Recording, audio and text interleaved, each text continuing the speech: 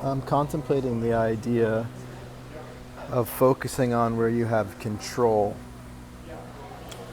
For example, you're caught up in how another person's behaving and it's frustrating you, and the advice might be, which I've taken on and has had its usefulness, the advice might be, don't focus on that, focus on what you can control. And what I can control is my own experience, right? And I think that there's some truth to the idea that you have more control over your own experience than you do over another person's behavior, at least in the immediate.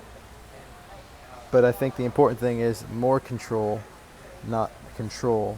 When we create this dichotomy between places we have control and places we don't have control, what we're doing is we're taking the concept of control, which is something that we want in order to feel safe, and we're just moving it to another position.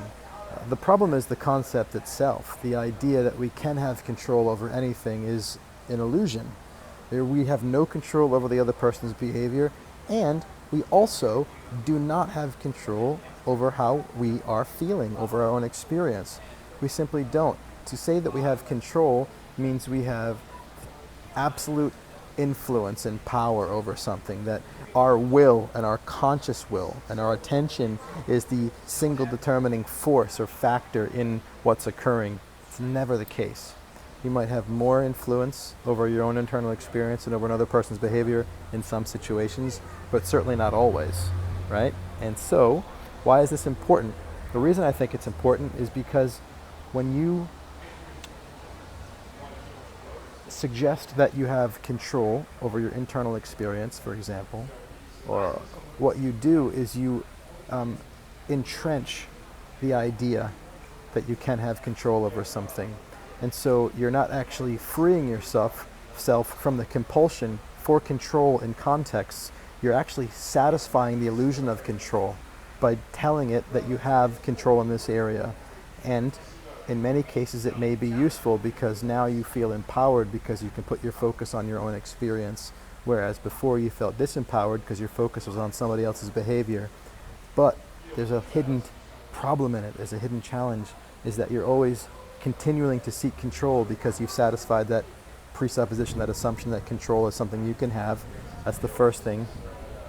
And the other thing is, in those moments where we have an internal experience that we supposed to be able to control and we can't control it, we have set ourselves up now for a real trap, right? If I have control over my internal experience but not over other people's behavior, well, when I can change that internal experience, the idea that I can control it is validated.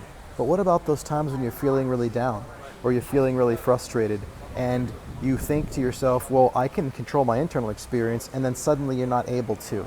What happens is now you're judging yourself for not being able to do something that you should be able to do.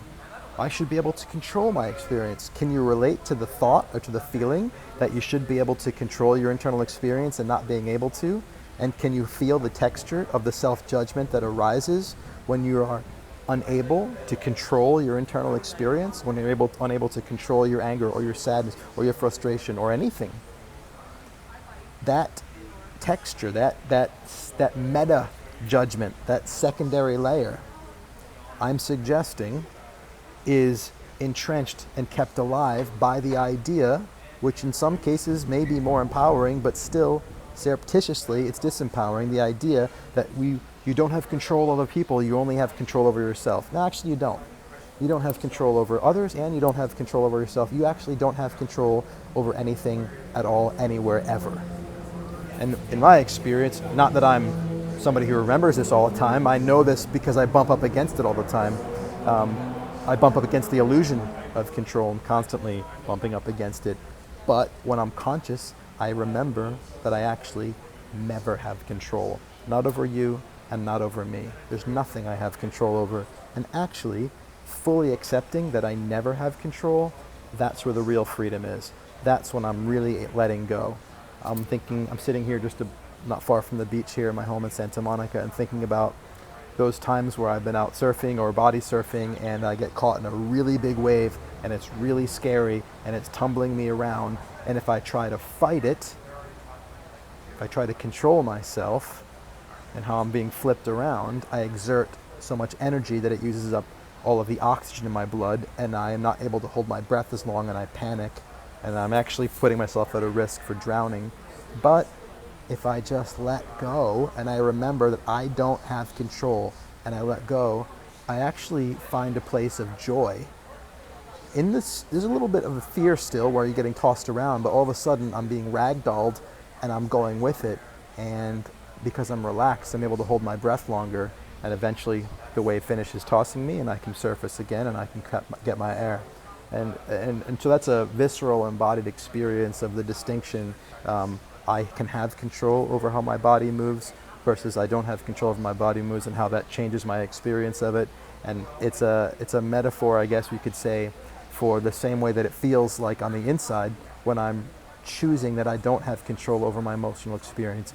I don't have control over what thoughts arise. I do not have control over what I'm feeling right now. I do not even have control over where my attention goes.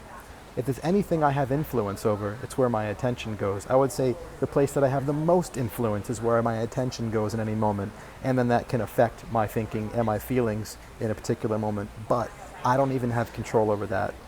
I can do my best, but if I hold on too hard, I actually crush the life out of it, and I lose my capacity to put my attention where I want to put it or create the emotional experience I want to create.